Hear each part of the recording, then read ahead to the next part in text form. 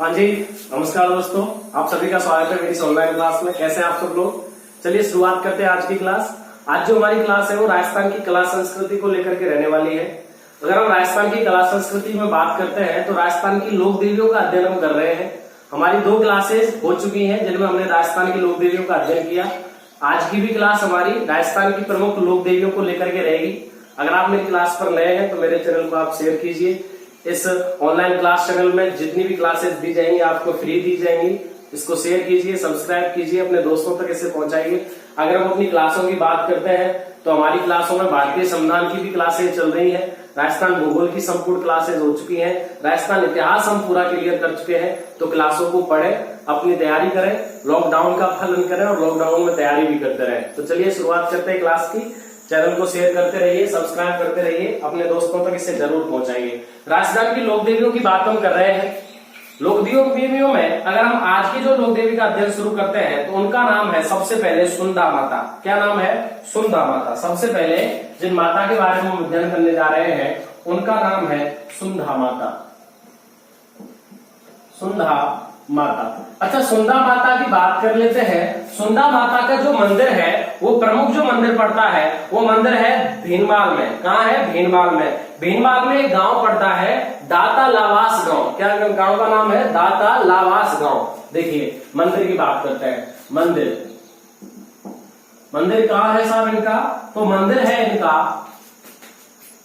दाता लावास गांव में। दाता लावास गांव जसवंतपुरा, ठीक है ना? जसवंतपुरा भीनमाल जालोर। जसवंतपुरा भीनमाल जालोर में दाता लावास गांव पड़ता है जहां सुंदा माता का मंदिर है। बताया जाता है कि सुंदा माता जो है वो धड़ रहित देवी है जहां सती का सिर आकर के गिरा था। जहां सती का सिर आकर गिरा। सती का मैंने बताया था, हमने 2 बातें कर ली है सती के अंगों के बारे में, जिनमें हमने सती के ब्रह्मरथ के बारे में पढ़ा, बलूचिस्तान पाकिस्तान में पढ़ा। उसके बाद हमने सती के घुटने के बारे में पढ़ा, जोबनेर जयपुर में ज्वाला माता के नाम से जानी जाती हैं। और जहां माता का सिर आकर के गिरा, जहां माता का सती का सिर आकर गिरा, वो कौन सी माता है? सुंदा माता है। तो सुंदा माता को धड़ रहित देवी कहा जाता है। क्या कहा जाता है साहब? सुंदा माता को धड़ रहित देवी कहा जाता है। किसको कहा जाता है? सुंदा माता को कहा जाता है। और यहां सती व शिव दोनों प्रतिष्ठित हैं। सती व शिव दोनों विराजमान है, यानी कि दोनों की प्रतिष्ठा मानी जाती है। मंदिर स्थित है दोनों का, दोनों की मूर्तियां स्थित है। कहां पर है?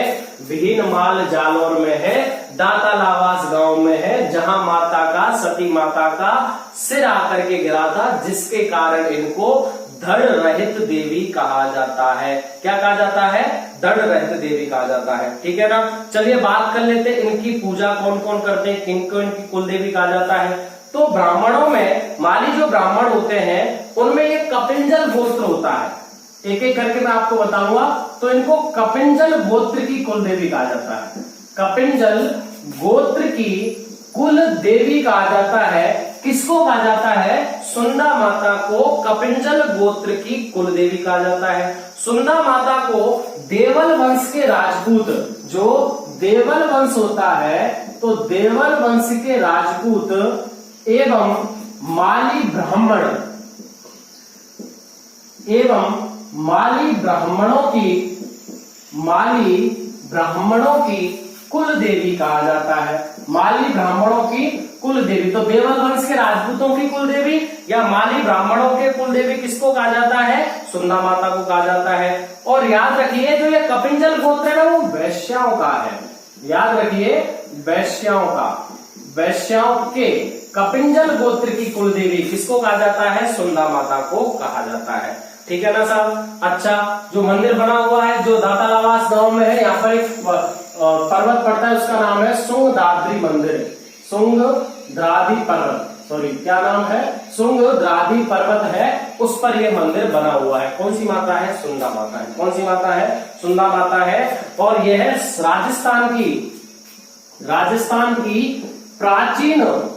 राजस्थान की प्राचीन तांत्रिक शक्तिपीठ है।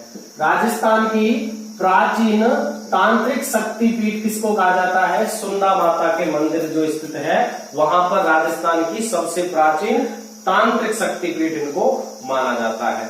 और याद रखिए यहाँ पर राजस्थान का सबसे पहला रोपवे बनाया गया था। राजस्थान का सबसे पहला रोपवे 2007 में, सबसे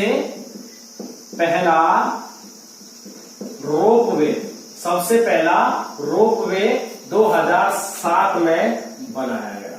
ठीक है ना साहब। कहाँ की बात कर रहे हो, सुंदा माता की। कहाँ की बात कर रहे हैं हम, सुंदा माता की बात कर रहे हैं। चलिए अगली माता का अध्ययन करते हैं, नागड़ेची माता। अगली माता का अध्ययन करते हैं नागड़ेची माता। नागड़ेची माता, देखिए नागड़ेची माता कौन है। नागड़ेची माता राठौड़ वंश की कुलदेवी है। राठौड़ वंश की कुल देवी है। राठौड़ में आपको याद है ना, कल्लाजी राठौड़ थे, हमने पढ़े थे कल्लाजी राठौड़ के बारे में अध्ययन किया था। देवताओं में भी, लोक देवताओं में भी अध्ययन किया था। जो हमने मेवाड़ की रियासत पढ़ी थी तो तृतीय जो शाखा था उसमें हमने कल्लाजी राठौड़ का अध्ययन किया था। तो कल्लाजी राठौड़ की आराध्य देवी किसको कहा गया है, नागड़ेची माता को कहा गया है। निकल लेना आप, कल्लाजी राठौड़ की आराध्य देवी किसको कहा गया है, नागड़ेची माता को कहा गया है। इनका जो प्रमुख मंदिर है, सबसे पहले बात करते हैं कि इनका जो प्रमुख मंदिर है वो नगाड़ा गांव में है। और नगाड़ा गांव कहाँ है, पचपदरा बाड़मेर में। मंदिर जो है वो कहाँ है, नगाड़ा गांव में। नगाड़ा गांव में। और नगाड़ा गांव कहाँ पड़ता है, तो ये पचपदरा में पड़ता है। पचपदरा झील जो है वहां पर पड़ता है, पचपदरा में पड़ता है। और पचपदरा कहाँ है, तो बाड़मेर में है। पचपदरा कहाँ है, बाड़मेर में है। कौन सी माता का मंदिर पड़ता है, नागड़ेची माता का मंदिर पड़ता है। देखिए बताया जाता है कि ये 18 हाथों की काष्ठ मूर्ति है। 18 हाथों की काष्ठ मूर्ति है। 18 हाथों की काष्ठ मूर्ति है। कौन सी माता का मंदिर, नागड़ेची माता का। कौन सा मंदिर, नगाड़ा गांव वाला। और ये भी बताया जाता है कि इस मंदिर का जो निर्माण है, जो मंदिर बनवाया गया, जो मंदिर से निर्माण करवाया गया था, ये राव सिंह का पौत्र था आसना और उसका पुत्र था दूहड़। निर्माण की बात कर लेते हैं। निर्माण किसने करवाया था, दूहड़ ने। किसने करवाया था, दूहड़। दूहड़ कौन था, राव आसनाथ का पुत्र। राव आसनाथ का पुत्र था। और राव आसनाथ किसका बेटा था, तो सिंहा का। ठीक है ना साहब। तो राव सिंहा के पुत्र या राव आसनाथ के पुत्र दूहड़ ने इसका निर्माण करवाया था। और ये बताया जाता है कि इस मूर्ति को यह लम्ब ऋषि से लेकर के आया था। लुम्ब ऋषि से, जो कन्नौज का था। कन्नौज कहां, कर्नाटक। तो लिख सकते हैं कि निर्माण दूहड़ ने करवाया, जो इस मूर्ति को लुम्ब ऋषि, कौन सा ऋषि है साहब, लुम्ब ऋषि से। लुम्ब ऋषि के कोष्टक में लिख लो कन्नौज का। और कन्नौज कहाँ का है, तो कर्नाटक। कन्नौज कौन सा, कर्नाटक। लुम्ब ऋषि से लाया था। लुम्ब ऋषि से लाया था, बस इतना समझना है। नागड़ेची माता को राठौड़ वंश की कुलदेवी कहा जाता है। नागड़ेची माता का मंदिर जो प्रमुख है वो नगाड़ा गांव पचपदरा बाड़मेर में है। 18 हाथों वाली माता की लकड़ी की मूर्ति है। काष्ठ लकड़ी की मूर्ति है। निर्माण दूहड़ ने करवाया था। दूहड़ राव आसनाथ का पुत्र था। राव आसनाथ राव सिंहा का पुत्र था। तो ये कौन हो गया साहब, राव सिंहा का पुत्र हो गया। इसने निर्माण करवाया था, मूर्ति लेकर के आया था कन्नौज कर्नाटक से। किससे, लुम्ब ऋषि से। किससे लेकर के आया था, लुम्ब ऋषि से लेकर के आया था। तब इसने इस मंदिर का निर्माण करवाया था। क्लियर है। और याद रखिए इनकी जो एक और मूर्ति है जिसका प्रमुख मंदिर जो बना हुआ है वो बना हुआ है दूदू जयपुर में। प्रमुख मंदिर, मूल मंदिर जिसको बताया जाता है माता का, ये तो बाद में लाया गया। तो जो प्रमुख मंदिर है वो कहाँ बना हुआ है, दूदू में। छोटा मंदिर है ये, नगाड़ा वाले बड़ा मंदिर नहीं है, लेकिन इसको प्राचीन मूल मंदिर कहा जाता है। कहाँ पड़ता है, दूदू जोधपुर में पड़ता है। कहाँ पड़ता है, दूदू जोधपुर में। और माता का जो रूप है, चलिए मैं रूप बता देता हूँ माता का, आप लिख लेना, नीचे लिख लेना, मैं ऊपर लिख देता हूँ। सेन पक्षी, सेन पक्षी, बाज या चील, ये माता का रूप है। नागणेची माता का जो रूप है वो स्वेन पक्षी, बाज या चील को माना जाता है। और इतना भी माना जाता है कि राव बीकानेर दुर्ग में इनकी मूर्ति, नागणेची माता की मूर्ति लगवाई थी, चांदी की मूर्ति। तो लिखिए, राव बीकानेर दुर्ग में चांदी की मूर्ति माता की लगवाई, जो वो जोधपुर से लाए। जो कहां से लाए, वो जोधपुर से। कहां से लाए साहब, जोधपुर से। तो कौन सी माता हो गई, सुंदा माता हो गई। और सुंदा माता के साथ हमने कौन सी माता का अध्ययन किया, नागणेची माता के बारे में हमने अध्ययन किया है। ठीक है ना साहब, लिखते जाइए सर, नोट्स बनाते चले जाइए, चैनल को शेयर करते चले जाइए, दोस्तों के पास जरूर भेजिए चैनल को। लॉकडाउन का पूरा फायदा केवल एक ही तरीके से उठाया जा सकता है, तैयारी करके। अगर हम लॉकडाउन का फायदा उठाना चाहते हैं, लॉकडाउन में हमको क्या करना है, किस तरीके से करना है, तो वो केवल एक ही चीज है जो हम घर पर बैठे बैठे अपनी पढ़ाई को अच्छे ढंग से कर सकते हैं। जब भी लॉकडाउन खुलेगा, जब भी कभी ये समस्या जो अब हमारा देश इससे मतलब बहुत अच्छे ढंग से फेस कर रहा है, सामना कर रहा है, ये जो समस्या है जैसे उभरेगी, आपके लिए वैकेंसियां जरूर आएंगी। तो उन वैकेंसियों की तैयारी करने के लिए आप लॉकडाउन का पूरा फायदा उठाइए, घर पर बैठ करके तैयारी कीजिए। बहुत सारी ऑनलाइन क्लासेस चल रही हैं, जो भी ऑनलाइन क्लासेस आपको पसंद है उन सभी ऑनलाइन क्लासों का अध्ययन कीजिए और अपनी तैयारी करते रहिए। तो चलिए शुरुआत करते हैं दूसरी माता की। दूसरी जो माता है उनके बारे में आपको बता देता हूँ, उनका नाम है सकराय माता। क्या नाम है, सकराय माता। दूसरी जो माता है उनका नाम है सकराय माता। देखिएगा, सकराय माता का जो मंदिर पड़ता है वो उदयपुर वाटी में पड़ता है। और उदयपुर वाटी कहाँ है, झुंझुनू में। उदयपुर वाटी कहाँ है, झुंझुनू में मंदिर। सकराय माता का जो मंदिर पड़ता है वो उदयपुर वाटी में पड़ता है। और उदयपुर वाटी कहाँ पड़ता है, तो झुंझुनू में पड़ता है। देखिए, इसके बारे में एक मत और आपको बता देता हूँ। यहाँ पर एक पर्वत है, मलय केतु का पर्वत। मलय केतु का पर्वत, जो मलय केतु का पर्वत है, उस मलय केतु पर्वत के पास में ही उदयपुर वाटी झुंझुनू में सकराय माता का मंदिर है। और मलय केतु पर्वत का जो सर्वाधिक फैलाव है वो खंडेला सीकर में है। मलय केतु पर्वत का जो सर्वाधिक फैलाव है वो खंडेला सीकर में है, जबकि ये जो मंदिर बना हुआ है वो उदयपुर वाटी झुंझुनू में बना हुआ है। कौन सी माता है साहब, सकराय माता है। सकराय माता को खंडेल वालों की कुलदेवी कहा जाता है। सकराय माता को खंडेल वालों की कुल देवी कहा जाता है। खंडेल वालों की कुल देवी कहा जाता है। कौन सी माता को कहा जाता है साहब, सकराय माता को कहा जाता है। सकराय माता को शाकंभरी माता का रूप माना गया है। क्या माना गया है, शाकंभरी माता का रूप।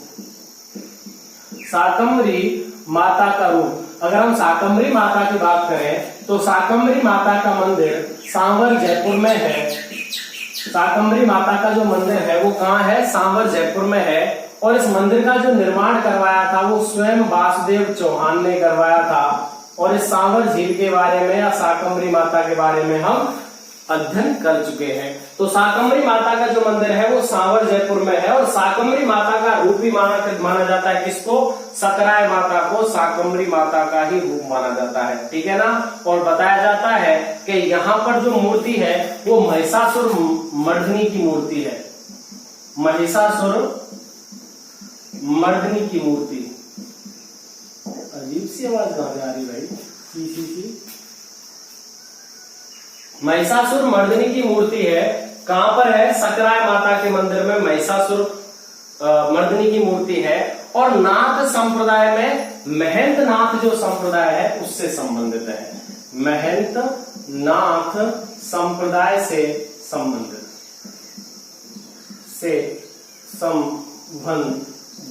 ठीक है ना भाई। कौन सी, महिषासुर मर्दिनी की जो मूर्ति है, कौन सी माता है, सकराय माता है। कौन सी माता है, सकराय माता है। ठीक है ना साहब। बताया जाता है कि अकाल पीड़ितों के लिए फल सब्जियां उगा करके इन्होंने सहायता की, जिसके बाद इनको बाद में माता के रूप में पूजा जाने लगा। वही शाकंभरी माता के रूप में बताया जाता है। तो इसी के कारण इनको शाकंभरी माता का रूप कहा जाता है। चलिए साहब अगली माता का अध्ययन करते हैं। बीजासन माता। कौन सी माता है? बीजासन माता। बीजासन माता की बात करते हैं। बीजासन माता का जो मंदिर है वो इंद्रगढ़ में है, और इंद्रगढ़ कहां पड़ता है? बूंदी में। बीजासन माता का जो मंदिर है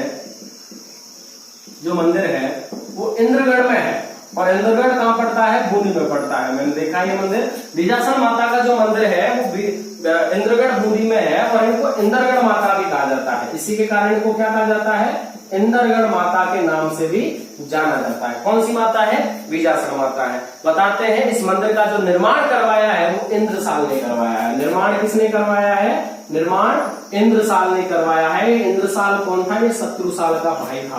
बूंदी के शासक शत्रुसाल का भैया था सावे, तो शत्रुसाल का भाई था। क्या नाम था इसका? इंद्रसाल। इसलिए इंद्रगढ़ माता का, इसी के नाम पर इनको इंद्रगढ़ माता रखा गया नाम। वैसे से बीजासन माता है, कहाँ है मंदिर? इंद्रगढ़ में है। और इंद्रगढ़ कहाँ पड़ता है साहब? बूंदी में पड़ता है। इंद्रगढ़ कहाँ पड़ता है? बूंदी में पड़ता है। चलिए अगली माता की बात करते हैं हम। बाण माता। कौन सी माता है? बाण माता। बाण माता। देखिए बाण माता का जो मंदिर है, बाण माता का जो मंदिर है वो केलवाड़ा में है। और केलवाड़ा कहाँ पड़ता है? उदयपुर में। केलवाड़ा कहाँ पड़ता है साहब? उदयपुर में पड़ता है। बाण माता का जो मंदिर है, प्रमुख जो मंदिर है वो केलवाड़ा उदयपुर में पड़ता है। और इनको गोहिल की, सुसेदियों की और सोलंकियों की कुलदेवी कहा जाता है। देखिए किस किस की कुलदेवी कहा जाता है? गोहिल, सिसोदिया, सोलंकियों की कुलदेवी।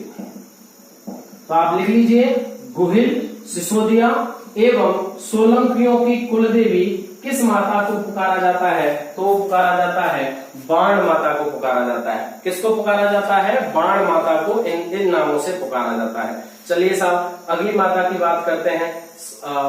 वीरात्रा माता। कौन सी माता है? वीरात्रा माता है। वीरात्रा माता का मंदिर कहाँ पड़ता है? चौहटन में। चौहटन कहाँ है? बाड़मेर में। चलिए साहब वीरात्रा माता। वीरात्रा माता का जो मंदिर है, जो प्रमुख मंदिर है वो पड़ता है चौहटन में। मंदिर जो पड़ता है वो पड़ता है चौहटन में। और चौहटन कहाँ पड़ता है? बाड़मेर में। राजस्थान में सर्वाधिक गोंद का उत्पादन चौहटन बाड़मेर में किया जाता है, वही चौहटन है। तो चौहटन बाड़मेर में वीरात्रा माता का मंदिर पड़ता है। इनको भोपों की कुलदेवी कहा जाता है। भोपों की कुल देवी कहा जाता है। तो भोपों की कुल देवी किसको कहा जाता है? वीरात्रा माता को कहा जाता है। और याद रखिए इनके मंदिर में वर्ष में 3 बार मेला लगता है। कितनी बार मेला लगता है? 3 बार। चैत्र, भाद्र और माघ में। कब कब लगता है? चैत्र, भाद्रपद व माघ में। कब? शुक्ल की एकादशी को। शुक्ल एकादशी को मेला। शुक्ल एकादशी को मेला बढ़ता है। चैत्र में बढ़ता है, भाद्रपद में बढ़ता है, माघ में बढ़ता है। शुक्ल एकादशी को, एकादशी से लेकर के चतुर्दशी तक, ये भी लिख दीजिए, एकादशी से चतुर्दशी। तो मेन सब जो बड़ा मेला लगता है वो चतुर्दशी में लगता है। कब लगता है? चतुर्दशी में। तो एकादशी से लेकर के चतुर्दशी तक या चतुर्दशी को मेला बढ़ता है चैत्र, भाद्र और माघ महीने में। कब कब बढ़ता है? चैत्र, भाद्र और माघ महीने में। कौन सी माता है? वीरात्रा माता है। मंदिर कहाँ है? चौहटन बाड़मेर में है। क्या कहा जाता है? तो भोपों की कुल देवी इनको कहा जाता है। और सोलंकी, गोहिल और सिसोदियाओं की कुल देवी बाण माता को कहा जाता है। मंदिर कहाँ है? केलवाड़ा उदयपुर में है। इंद्रगढ़ माता का मंदिर का निर्माण इंद्रसाल ने करवाया था। किसका भाई था? शत्रुसाल का भाई था। ठीक है ना साहब। और सकराय माता खंडेल वालों की कुल देवी है। शाकंभरी माता का रूप है। शाकंभरी माता का रूप है। ठीक है ना। चलिए आगे चलते हैं, अगली माता के बारे में अध्ययन करते हैं। अगली जो माता है वो है चामुंडा माता। कौन सी माता है? चामुंडा माता। अगली जो माता है उनका नाम है चामुंडा माता। बताया जाता है कि माता का 7वां अवतार है। माता का कौन सा अवतार है? 7वां अवतार है। चलिए इनके बारे में अध्ययन करते हैं। चामुंडा माता को प्रतिहार वंश की इंदा शाखा की कुलदेवी कहा जाता है। चामुंडा माता को प्रतिहार वंश की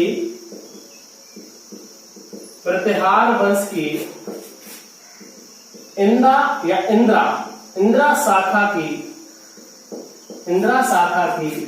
कुल देवी कहा जाता है। तो प्रतिहार वंश की इंद्रा शाखा की कुल देवी कौन है? चामुंडा माता है। कौन है? चामुंडा माता है। अब बात करते हैं कि चामुंडा माता का जो प्रमुख मंदिर बना हुआ है वो कहाँ बना हुआ है। देखिए पहला मंदिर प्रमुख मंदिर बना मंडौर में। इंदिरा शाह मंडौर में करती थी, तो प्रमुख जो मंदिर बना कहां बना? मंडौर में। फिर बाद में मेहरानगढ़ मेहरानगढ़ दुर्ग में किसने बनवाया? जोधा ने, जोधा के द्वारा। किसके द्वारा? जोधा के द्वारा। तो प्रमुख मंदिर, पहला जो मंदिर बना वो कहां बना? मंडौर जोधपुर में। फिर बाद में मेहरानगढ़ में बना, किसने बनवाया था? राव जोधा के द्वारा इस मंदिर का निर्माण करवाया गया था। देखिए मंडौर में जो थी वो राव जो चूड़ा थे ना उनकी कुल देवी थी, लेकिन बाद में फिर जोधपुर में यह जोधपुर दुर्ग में यह मंदिर बना, जो कौन सी माता का मंदिर है? चामुंडा माता का मंदिर है। कौन सी माता का मंदिर है? चामुंडा माता का। देखिए ऐसा बताया जाता है कि 30 सितंबर 2008 को यहाँ पर भगदड़ मची थी। 30 सितंबर 2008 को यहाँ पर भगदड़ मची थी, जिसके कारण लगभग 300 से अधिक लोग इसमें मर गए थे। जिसके कारण इसमें 300 से अधिक लोग मर गए थे, और उसके लिए एक कमेटी का गठन किया गया था, जिसे जसराज कमेटी कहा जाता है। क्या कहा जाता है? जसराज चोपड़ा कमेटी या समिति कहा जाता है। उसकी कि भगदड़ क्यों मची, किस कारण मची, उसके लिए एक कमेटी का गठन किया गया था, जिसे जसराज चोपड़ा समिति कहा जाता है। कहाँ हुई थी ये? चामुंडा माता। चामुंडा माता कौन सा? मेहरानगढ़ वाला। कौन सी मंदिर था ये? मेहरानगढ़ मंदिर में, मेहरानगढ़ दुर्ग में जो मंदिर बना हुआ है चामुंडा माता का मंदिर, वो 30 सितंबर 2008 को भारी भगदड़ मची, जिसके कारण 300 लोगों की मृत्यु हो गई। उसकी देखभाल के लिए, उसके कारण के लिए, किस कारण से ये हुआ, उसके लिए जसराज चोपड़ा समिति का गठन किया गया था। कौन सी माता है? चामुंडा माता। कौन सी माता है? चामुंडा माता। और अच्छा क्वेश्चन ये बन जाता है कि अजमेर में इनका एक मंदिर बना हुआ है। अजमेर में इनका मंदिर, दूसरा मंदिर अजमेर में मंदिर।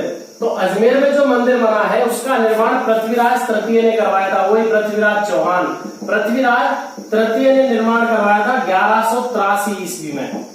1183 ईस्वी में पृथ्वीराज चौहान ने, पृथ्वीराज तृतीय जो थे उन्होंने इसका निर्माण करवाया था। और चंद्रवरदाई की और पृथ्वीराज चौहान की आराध्य देवी चामुंडा माता को कहा जाता है। लिख लीजिए, पृथ्वीराज चौहान तृतीय की एवं चंद्रवरदाई की आराध्य देवी जो कहा जाता है वो किसको कहा जाता है? चामुंडा माता जी को कहा जाता है। किसको कहा जाता है? चामुंडा माता को कहा जाता है। चलिए साहब अगली माता के बारे में बात करते हैं, धौलागढ़ माता। कौन सी माता है? धौलागढ़ माता। जो गौड़ ब्राह्मण है उनकी कुल देवी इनको कहा जाता है। धौलागढ़ माता के बारे में बात कर लेते हैं, चलिए लिखते जाइए धौलागढ़ माता को। धौलागढ़ माता का जो मंदिर है वो धौलगिरी पर्वत पड़ता है कठुमर अलवर में। पहले बात कर लेते हैं कौन है, तो ये गौड़ ब्राह्मणों की कुल देवी है। गौड़ ब्राह्मणों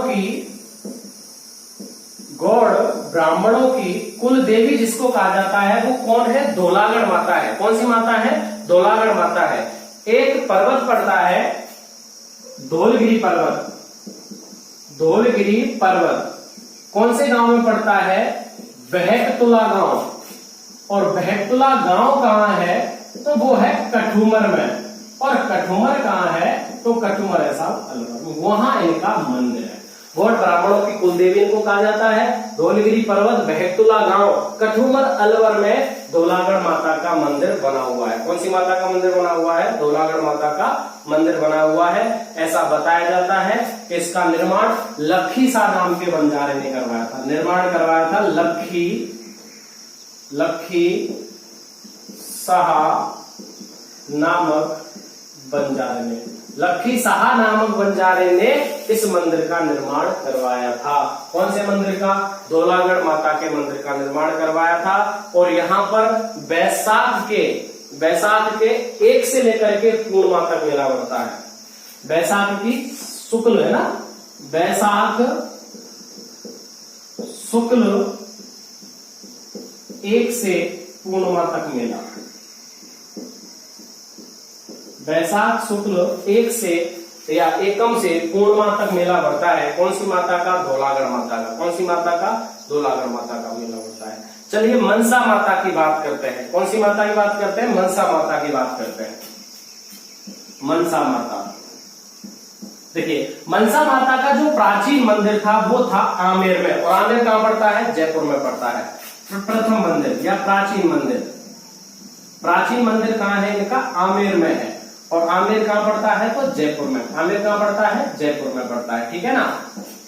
प्रमुख दूसरा जो मंदिर है, एक और इनका जो मंदिर है मनसा माता का, वो पड़ता है खेतड़ी झुंझुनू में। कहां पड़ता है मनसा माता का मंदिर? खेतड़ी झुंझुनू में पड़ता है। और देखिए इन माता के उर्ध्व भाग की पूजा की जाती है। कौन से भाग की पूजा की जाती है? उर्ध्व भाग की पूजा। माता के उर्ध्व भाग की पूजा की जाती है। माता के उर्ध्व भाग की पूजा कहां पर की जाती है? मनसा माता के मंदिर में खेतड़ी झुंझुनू में, या आमेर जयपुर में मनसा माता के उर्ध्व भाग की पूजा की जाती है। और पशु बलि जहां बिल्कुल निषिद्ध है वो है मनसा माता। जहां पर पशु बलि निषिद्ध है, जहां पर पशु बलि निषिद्ध है वो कौन सी माता है? तो मनसा माता है। कौन सी माता है? मनसा माता है। चलिए बात करते हैं कालिका माता। कालिका माता का जो मंदिर है वो चित्तौड़गढ़ दुर्ग में है। कालिका माता, कालिका माता देखिए मंदिर कहाँ है इनका? चित्तौड़गढ़ दुर्ग में। मंदिर कहाँ है इनका? चित्तौड़गढ़ दुर्ग में है। मंदिर इनका कहाँ है? चित्तौड़गढ़ दुर्ग में है। देखिए पहले यह सूर्य मंदिर था। पहले क्या था? ये सूर्य मंदिर था। मौर्य वंश के शासकों ने जब इस दुर्ग का निर्माण करवाया था, चित्तौड़गढ़ दुर्ग का, तो कालिका माता का मंदिर जहां पर बना हुआ है वो पहले एक सूर्य मंदिर था। कौन सा मंदिर था? सूर्य मंदिर था। और ये बताया जाता है कि महाराणा सज्जन सिंह के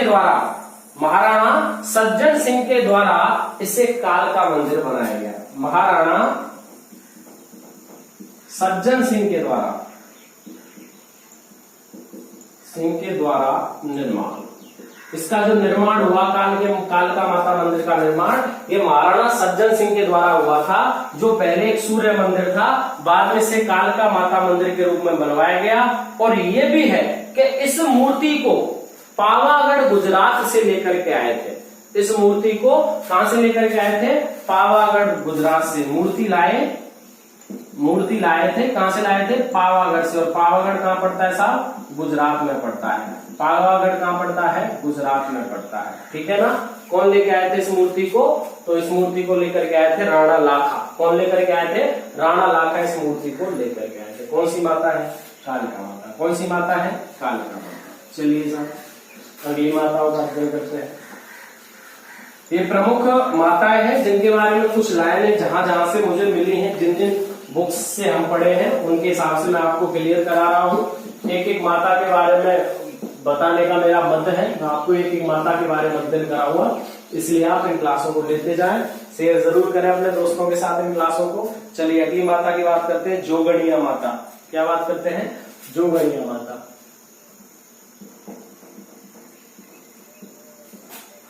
जोगणिया माता या अन्नपूर्णा माता। जोगणिया माता या अन्नपूर्णा माता का जो प्रमुख मंदिर है वो बना हुआ है बम्बादागढ़ भीलवाड़ा में। कहां बना हुआ है? बम्बादागढ़ भीलवाड़ा में। मंदिर बम्बादागढ़ भीलवाड़ा। मंदिर का जो निर्माण है, जो मंदिर कहां पर स्थित है? इनका मंदिर है बम्बादागढ़ भीलवाड़ा में स्थित है। और यहाँ कामना पूरी होने पर मुर्गा चढ़ाया जाता है। कामना पूरी होने पर मुर्गा चढ़ाया जाता है। कहां चढ़ाया जाता है मुर्गा साहब? अन्नपूर्णा माता के मंदिर में, बम्बादागढ़ भीलवाड़ा में, या जोगणिया माता के मंदिर में। जब कामना पूरी हो जाती है तो मुर्गी छोड़ना या मुर्गा छोड़ने की परंपरा यहाँ पर रहती है। क्लियर है? चलिए साहब धनोक माता की बात करते हैं। किसकी बात करते हैं? धनोक माता। धनोक माता। धनोक माता का जो मंदिर है वो मांडलगढ़ में है। और मांडलगढ़ कहां पड़ता है? भीलवाड़ा में पड़ता है। मांडलगढ़ कहां पड़ता है साहब? भीलवाड़ा में पड़ता है। धनोक माता का जो मंदिर है वो मांडलगढ़ भीलवाड़ा में है। देखिए बताया जाता है कि ये पृथ्वीराज तृतीय का सभा मंडप था। क्या था ये? पृथ्वीराज, ऐसे लिखते हैं, पृथ्वीराज तृतीय का सभा मंडप था। यह पृथ्वीराज तृतीय का सभा मंडप था। जब पृथ्वीराज तृतीय को हरा दिया गया तब जयचंद गढ़वाल ने शंकर भगवान की मूर्तियां लगवाई थी। जयचंद घेड़वाल ने, संयुक्ता का बाप ने यहां शंकर भगवान की मूर्ति लगवाई। शंकर भगवान की मूर्ति यहां पर किसके द्वारा लगवाई गई है? जयचंद घेड़वाल के द्वारा लगवाई गई है। जयचंद घेड़वाल वही है जो संयुक्ता का पिता था। जब पृथ्वीराज चौहान का ये पहले सभा मंडप था, बाद में जब पृथ्वीराज चौहान को हरा दिया गया तो यहाँ पर जयचंद घेड़वाल ने शंकर भगवान की मूर्ति लगवाई थी। कहां पर लगवाई थी? धनौक माता पर। और धनौक माता का मंदिर कहां पड़ता है? मांडलगढ़ में। सॉरी, ये शाहपुरा में है। सॉरी, रियली सॉरी, थोड़ा सा मिस्टेक हो गई, ये शाहपुरा में है, दिमाग से हो गई। क्योंकि एक और माता है जिनका मध्यम पढ़ेंगे, जिनका मंदिर मांडलगढ़ में है। और मांडलगढ़ भी कहां पड़ता है? भीलवाड़ा में पड़ता है। मांडलगढ़ भी कहां पड़ता है? भीलवाड़ा में पड़ता है। ठीक है ना साहब?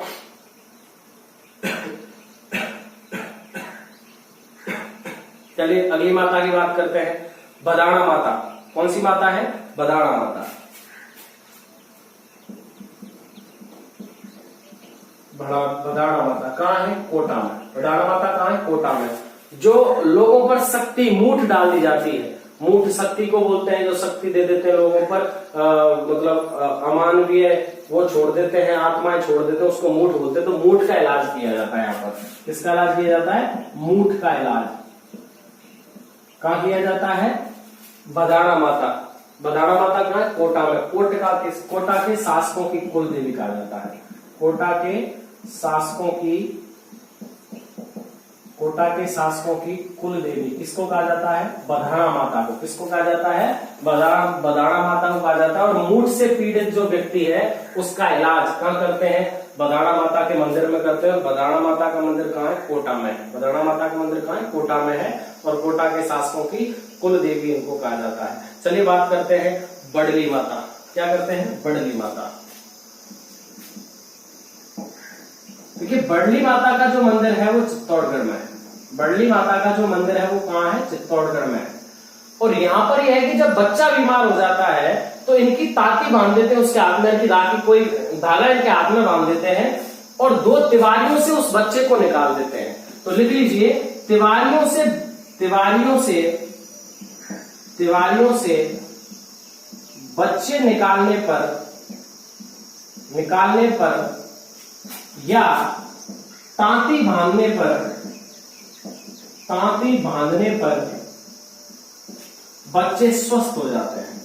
बच्चे स्वस्थ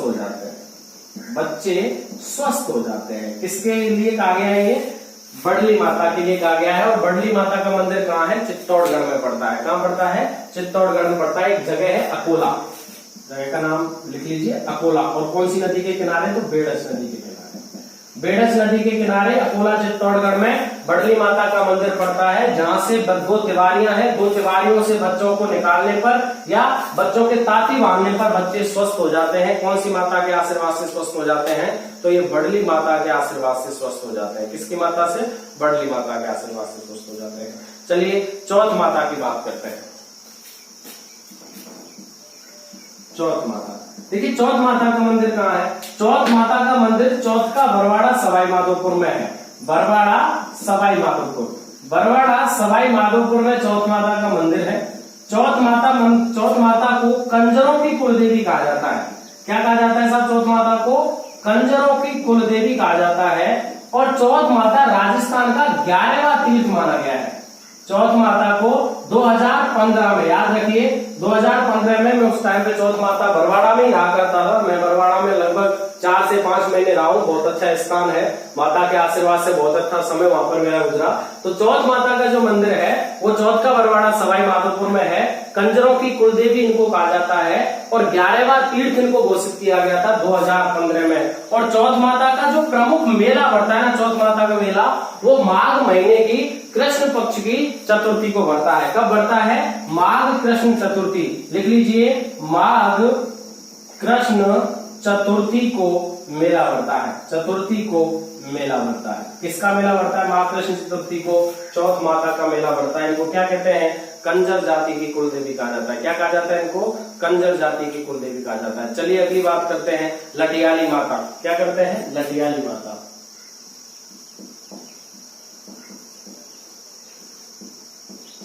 लटियाली माता का जो प्रमुख मंदिर है वो पड़ता है जोधपुर में, फलौदी में। कहां पड़ता है? फलौदी। और फलौदी कहां है? तो जोधपुर में है। लटियाली माता का मंदिर फलौदी जोधपुर में पड़ता है। और लटियाली माता की जो पूजा की जाती है वो खेजड़ी वृक्ष के नीचे की जाती है। कहां की जाती है? खेजड़ी वृक्ष के नीचे की जाती है, जिसके कारण इनको खेजड़ राय भवानी कहा जाता है। क्या कहा जाता है? खेजड़ राय भवानी कहा जाता है। खेजड़ राय भवानी कहा जाता है। खेजड़ राय भवानी किसको कहा जाता है? लटियाली माता को कहा जाता है, जिनका मंदिर फलौदी जोधपुर में है। और ये कल्लों की कुलदेवी है। किसकी है? कल्लों की कुलदेवी। कल्लों की कुलदेवी लटियाली माता को कहा जाता है। इनको खेजड़ बैरी राय भवानी, इनको खेजड़ राय भवानी भी कह सकते हैं, खेजड़ बैरी राय भवानी भी इन्हीं को कहा जाता है। किनको कहा जाता है? लटियाली माता को कहा जाता है। चलिए साहब अगली माता की बात करते हैं, आमजा माता। अगली माता की बात करते हैं, आमजा माता। ठीक है, आमजा माता का जो मंदिर है वो पड़ता है रीछड़ा गांव में। और रीछड़ा गांव है केलवाड़ा उदयपुर में। रीछड़ा गांव, और रीछड़ा गांव में एक गांव पड़ता है केलवाड़ा। और केलवाड़ा कहां है? तो उदयपुर में। केलवाड़ा उदयपुर में रीछड़ा गांव में आमजा माता का मंदिर स्थित है। आमजा माता को भीलों की कुलदेवी कहा जाता है। क्या कहा जाता है? भीलों की कुलदेवी। भीलों की कुलदेवी कहा जाता है। तो भीलों की कुलदेवी किसको कहा जाता है? आमजा माता को कहा जाता है। इस मंदिर पर, यानी कि इस मंदिर पर एक भील एवं एक ब्राह्मण पुजारी होता है। यानी कि ये दोनों पुजारी होते हैं। एक तो भील पुजारी होता है और एक कौन होता है? ब्राह्मण पुजारी होता है। कौन से मंदिर पर होता है? आमजा माता के मंदिर पर होता है। आमजा माता का मंदिर कहां पड़ता है? रीछड़ा गांव में पड़ता है। रीछड़ा गांव कहां है? केलवाड़ा उदयपुर में है। और देखिए आमजा माता के बारे में बताया जाता है कि आमजा माता की जो पूजा होती है वो श्रीनाथ भगवान के तर्ज पर होती है। जो श्रीनाथ जी का मंदिर है ना, कहां पड़ता है? नाथद्वारा में। नाथद्वारा कहां है? राजसमंद में है। वहां पर आमजा माता के मंदिर की तरह पूजा होती है, या उसकी तरह आमजा माता के मंदिर में पूजा होती है। ठीक है ना साहब। अगली माता का अध्ययन करते हैं, राठासन देवी। क्या नाम है? राठासन देवी। राठासन माता। राठासन माता को राष्ट्र सेन माता भी कहते हैं। राठासन माता को राष्ट्रसेन माता भी कहते हैं। और इनका जो मंदिर है वो नागदा उदयपुर में है। कहां है? नागदा उदयपुर। इनका मंदिर कहां है? नागदा उदयपुर में है। कौन सी माता है? राठासन माता या राष्ट्र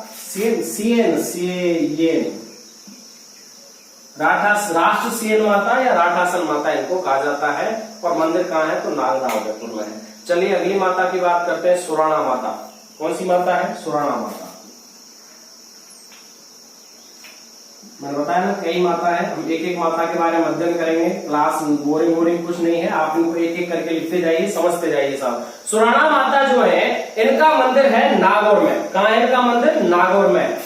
मंदिर कहां है इनका? नागौर में है। देखिए सुराणा माता के बारे में कहा जाता है कि सुराणा माता जो है इनके जो पति हैं वो दुग्गड़ शाखा के थे। कौन सी शाखा के थे? दुग्गड़ शाखा के। उन्हें स्वयं ओसवाल शाखा की थी। जो सुराणा माता है ये स्वयं कौन थी? ओसवाल। इनका विवाह किससे हुआ? दुग्गड़ों से। दुग्गड़ शाखा। तो दुग्गड़ शाखा या ओसवाल शाखा की कुल देवी कहा जाता है।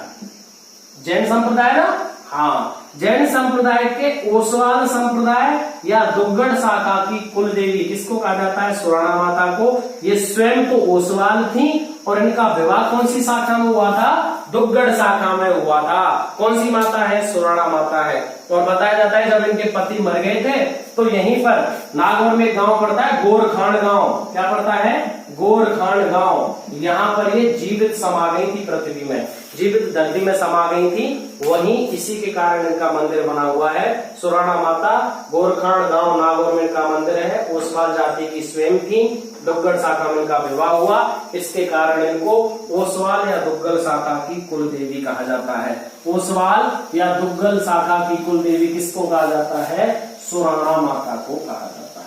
ठीक है ना साहब। चलिए अगली माता के बारे में देखते हैं। एक एक माता के बारे में लिखते जाइए। हर क्वेश्चन हर लाइन इंपॉर्टेंट है।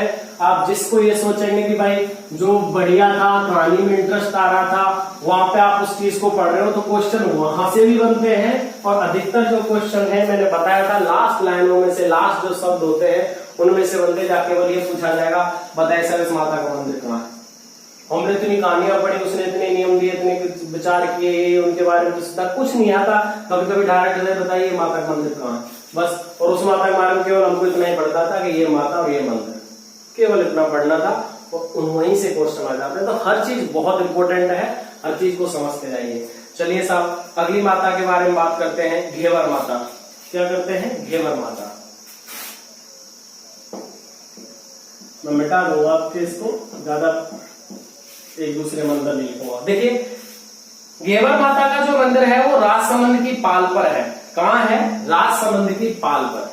मंदिर जो है वो कहाँ है? राजसमंद की पाल पर।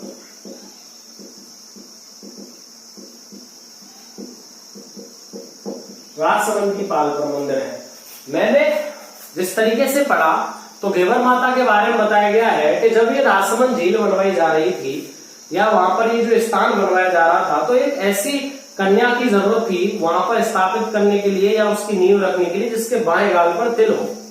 ऐसी कल्पना है या ऐसी किंवदंती है। तो किंवदंती यह है कि जिस महिला के बाएं गाल पर तिल हो वह इसकी नींव रखेगी इस झील की या उस स्थान की जो वहां पर बनवाया जा रहा था राजसमंद झील के आसपास। वहीं पर उस समय घेवर माता को ढूंढा गया। घेवर माता यही वो कन्या थी जिनको लाया गया था। यहाँ पर ये आई, इन्होंने उस ईंट को रखा, यहीं पर ये सती हो गई थी। कौन सी माता है? घेवर माता। तो इनका मंदिर कहाँ है? राजसमंद की पाल पर है। अच्छा क्वेश्चन है, आया हुआ क्वेश्चन है, आपको इसे याद रखना है, समझना है। क्लियर है ना साहब? चलिए अगली माता की बात करते हैं। अगली माता जो है वो है अंबिका माता। कहाँ है? अंबिका माता। चलिए मैं एक लाइन में लिख देता हूं, ठीक है ना? अंबिका माता। अंबिका माता का मंदिर कहाँ है? जगत में। और जगत जगह कहाँ पड़ती है? उदयपुर में। जगत जगह कहाँ पड़ती है? उदयपुर में पड़ती है। जगत उदयपुर में ही अंबिका माता का मंदिर है। आपको पता है जगत उदयपुर को राजस्थान का खजुराहो कहा जाता है, मेवाड़ का खजुराहो कहा जाता है। क्या कहा जाता है इसको? मेवाड़ का खजुराहो कहा जाता है। तो पूछा जाए कि जगत अंबिका मंदिर या अंबिका माता का मंदिर कहाँ है, तो वो जगत में है। और जगत जगह कहाँ पड़ती है? उदयपुर में पड़ती है। कहाँ पड़ती है? उदयपुर में पड़ती है। ठीक है ना साहब? चलिए अगली माता की बात करते हैं। अगली जो प्रमुख माता है उनका नाम है रूपण माता। रूपण माता का मंदिर कहाँ है? हल्दी घाटी में। हल्दी घाटी कहाँ है? राजसमंद में। रूपण माता। रूपण माता का मंदिर कहाँ है? हल्दी घाटी में। कहाँ है साहब? हल्दी घाटी। वो हल्दी घाटी कहाँ पड़ता है? तो राजसमंद में पड़ता है। हल्दी घाटी कहाँ पड़ता है? राजसमंद में पड़ता है। कौन सी माता है? रूपण माता है। चलिए अगली माता की बात करते हैं, मरमर या माध माता। मरमर या माध माता। मरमर या माध माता। देखिए मरमर या माध माता का जो मंदिर है वो झालावाड़ में है। कहाँ है? झालावाड़ में है। और झालाओं की कुल देवी, ठीक है ना? झाला शासकों की कुल देवी। झाला शासकों की कुल देवी किसको कहा जाता है? मरमर या माध माता को कहा जाता है। किसको कहा जाता है साहब? मरमर या माध माता को झाला शासकों की कुल देवी कहा जाता है। देखिए अगली माता है जिनका नाम है उष्ण वाहिनी माता। क्या नाम है? उष्ण वाहिनी माता। उष्ण वाहिनी माता, या इनको एक नाम और दिया गया है सारिका देवी। इनको एक नाम और दिया गया है। क्या नाम है? उष्ण वाहिनी माता या सारिका देवी। देखिए ये ब्राह्मणों में एक गोत्र होता है पुष्करणा। एक गोत्र होता है पुष्करणा। पुष्करणा ब्राह्मणों की कुल देवी है। ब्राह्मणों की कुल देवी है। और इनके मंदिरों की बात करें तो बहुत मंदिर बने हुए हैं। कहां कहां बने हुए हैं? जोधपुर बीकानेर। जोधपुर व बीकानेर में अनेकों मंदिर है। जोधपुर व बीकानेर में अनेकों मंदिर है। किसके मंदिर है? उष्ण वाहिनी माता। जो ऊंट जो पालते हैं, ठीक है ना? रेवाड़ी या राय का जो जाति है वो भी इनको अपनी कुल देवी मानती है। और पुष्करणा ब्राह्मण जो है वो भी इनको अपनी कुल देवी मानते हैं। ठीक है ना साहब? ये दोनों इनको अपनी कुल देवी मानते हैं। चलिए अगली माता की बात करते हैं, त्रिपुरा सुंदरी या तुरतई माता। त्रिपुरा सुंदरी, त्रिपुरा सुंदरी या तुरतई माता। देखिए इनका जो मंदिर है वो तलवाड़ा में है, और तलवाड़ा कहां पड़ता है? जो बांसवाड़ा में पड़ता है। तलवाड़ा कहां पड़ता है? बांसवाड़ा में। 18 भुजाओं वाली काले पत्थर की प्रतिमा, 18 भुजाओं वाली काले पत्थर की प्रतिमा कौन से मंदिर में स्थित है? त्रिपुरा सुंदरी या तुरतई माता का जो मंदिर है तलवाड़ा बांसवाड़ा में पड़ता है, वहां पर 18 भुजाओं वाली काले पत्थर की प्रतिमा स्थित है। किसके लिए स्थित है? त्रिपुरा सुंदरी माता के लिए स्थित है। किसके लिए स्थित है? त्रिपुरा सुंदरी माता के लिए स्थित है। चलिए अगली माता की बात करते हैं, आसपुरी माता, आसपुर डूंगरपुर। आसपुरी माता, आसपुरी माता का मंदिर कहाँ है? तो आसपुर में है। और आसपुर कहाँ पड़ता है? तो डूंगरपुर में पड़ता है। आसपुर कहाँ पड़ता है? डूंगरपुर में पड़ता है। ठीक है ना, एक एक माता के नाम और जगह लिखते जाइए। हिचकी माता, सनवाड़ भीलवाड़ा। हिचकी माता, हिचकी माता का जो मंदिर पड़ता है वो सनवाड़ में पड़ता है। और सनवाड़ जगह कहाँ है? तो साहब ये सनवाड़ जगह जो है वो भीलवाड़ा में है। सनवाड़ जगह कहाँ है साहब? भीलवाड़ा में है। चलिए बात करते हैं छींक माता। ठीक है ना, देखो दोनों को लिख लीजिए। छींक माता, छींक माता या एवं नकटी माता। छींक माता या नकटी माता दोनों का मंदिर पड़ता है जो जयपुर में, एक नाम के हिसाब से बता रहा हूं, है ना। और एक छिंच माता है, छिंच माता है। छिंच माता का जो मंदिर पड़ता है वो कहां पड़ता है साहब? बांसवाड़ा में पड़ता है। छिंच माता का मंदिर कहां पड़ता है? छिंच माता का बांसवाड़ा में। और छींक और नकटी माता का मंदिर कहां पड़ता है? तो जयपुर में पड़ता है। छींक और नकटी माता का मंदिर कहां पड़ता है? जयपुर में पड़ता है। देखिए मरवी माता, रासनी चित्तौड़गढ़ में। मरवी माता, मरवी माता का जो मंदिर है वो रासनी है। और रासनी जगह कहां पड़ती है? तो चित्तौड़गढ़ में पड़ती है। रासनी जगह कहां पड़ती है? चित्तौड़गढ़ में पड़ती है। देखिए एक माता है मातृ कुंडालिनी माता। क्या नाम है? मातृ कुंडिया माता या मातृ कुंडालिनी माता? मातृ कुंडालिनी माता, मातृ कुंडालिनी माता। मातृ कुंडालिनी माता का मंदिर पड़ता है मातृ कुंडिया में। और मातृ कुंडिया कहां है? तो चित्तौड़गढ़ में। मातृ कुंडिया कहां है? तो कहां है साहब? चित्तौड़गढ़ में। मातृ कुंडिया जगह कहां है? चित्तौड़गढ़ में पड़ती है। ठीक है ना साहब। चलिए अगली बात करते हैं पीपाड़ माता। पीपाड़ माता का जो मंदिर पड़ता है वो ओसियां जोधपुर में पड़ता है।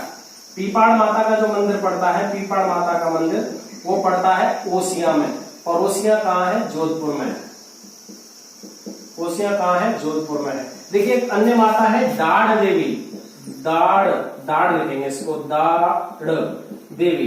दाढ़ देवी माता का जो मंदिर पड़ता है वो पड़ता है लाड़पुरा में। और लाड़पुरा जगह कहां है? तो कोटा में है। लाड़पुरा जगह कहां है? तो कोटा में है। लाड़पुरा जगह कहां है? कोटा में है। तो ये है हमारी प्रमुख माता, जिन माताओं के क्वेश्चन कभी बन सकते हैं या जिन माताओं के आ सकते हैं क्वेश्चन। कौन कौन सी माता कहां पर स्थित है, किस तरीके से इनके मंदिर बने हुए हैं। ये रही हमारी प्रमुख कुलदेवियां, इनके बारे में अध्ययन कर चुके हैं। और कई छोटी मोटी कुलदेवियां हैं, आप उनका अध्ययन कर सकते हैं। मैं उनकी क्लास के जरिए से मैं आपको एक सारणी बना करके जो 15-20 माता और रहेंगी जिनका केवल मंदिर के स्थान के हिसाब से है, उनको मैं आपको बता दूंगा। एक सारणी के तहत मैं आपको उनको बता दूंगा। चलिए आज की क्लास यही खत्म करते हैं। अन्य क्लासों के लिए हमारे चैनल को आप शेयर करते रहिए, सब्सक्राइब करते रहिए, अपने दोस्तों तक मेरी क्लास को पहुंचाते रहिए। Thank you sir, thank you everyone, thank you so much.